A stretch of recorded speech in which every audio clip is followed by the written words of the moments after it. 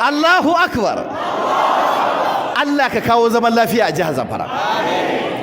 Allah ka zauna da jihar Zamfara lafiya. Ya Allah, duk wani mugu da azzalumi Allah ka raba shi da jihar Zamfara. Ya Allah, duk wani dan ta'adda Allah ka raba shi da jihar Zamfara. Ya Allah, duk wani dan ta'addan da ke jihar Zamfara in mai tuba ne Allah ka bashi ikon tuba ka karbi tubansa. Ya Allah, in ka san babu alheri tattare da shi sai dai ya cutar da jama'a, ya saci 'ya'yan jama'a, ya saci matan jama'a, ya tozarta su, ya ci zarafin su, ya kashe bayin Allah, ya saci kuɗi, ya cutar da al'umma.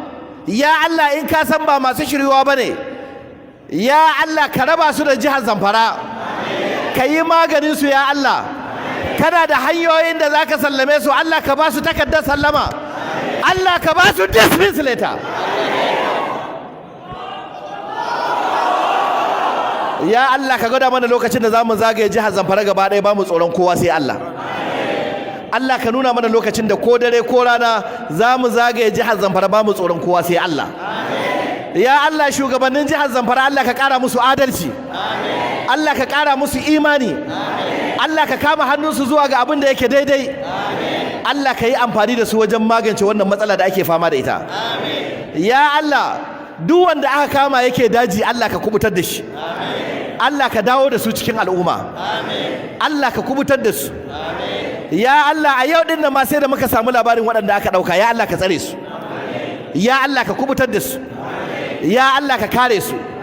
Ba jihar Zamfara kawai ba, ya Allah hadda jihar Katsina, ya Allah hadda jihar Kaduna, ya Allah hadda jihar Niger, ya Allah hadda jihar Sokoto, ya Allah hadda jihar Kebbi, ya Allah hadda jihar Gombe, hadda jihar Bauchi da jihar Yobe da Borno da Adamawa da Taraba da Jos da Benue da dukkan wata jiha inda musulmi yake. Allah ka tsare su gaba daya. Allah ka zauna da Najeriya lafiya. Allah ka yaye wannan bala'i daga Najeriya, ka yaye wannan musifa daga Najeriya. Allah ka haɗa kan Najeriya. Masu son tarwatsa Najeriya Allah ka tarwatsa su, masu son wargaza Najeriya Allah ka wargaza su. Ya Allah, duk ɗan siyasan da yake so ya amfani da siyasa ya ruguza Najeriya ya wargaza ta, ya Allah kada ka bashi mulkin da yake nema. Allah ka hada shi da bala'i da musifa. Allah ka wargaje shirinsa da lamarinsa. Duk kabilar da take so sai ta wargaje Najeriya Allah ka wargaje ta. Duk kabilar da ke son ta ruguza Najeriya Allah ka ruguza ta. Duk ɗan kasuwan da ke son ya wargaza Najeriya Allah ka kwace arzikinsa ka rusa shi. Ya Allah, duk wani malami ko na musulunci ko na kirista kai ko ɗan banza da yake so ya wargaza Najeriya Allah ka wargaza shi. Duk ɗan bokon da ke son ya ruguza mana ƙasa Allah ka rusa shi.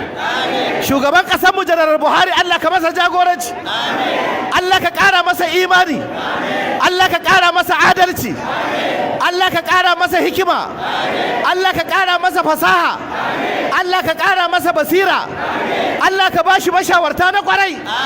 Duk mugun da ke gindinsa Allah ka raba shi da shi. Duk inda mutumin alheri yake Allah ka jawo shi kusa da shi. Allah ka nuna masa hanyar da zai biya fidda Najeriya daga halin da take ciki. Subhanakallahumma wa bihamdika ashhadu an la ilaha illa anta astaghfiruka wa atubu ilaik. Assalamu alaikum wa rahmatullah.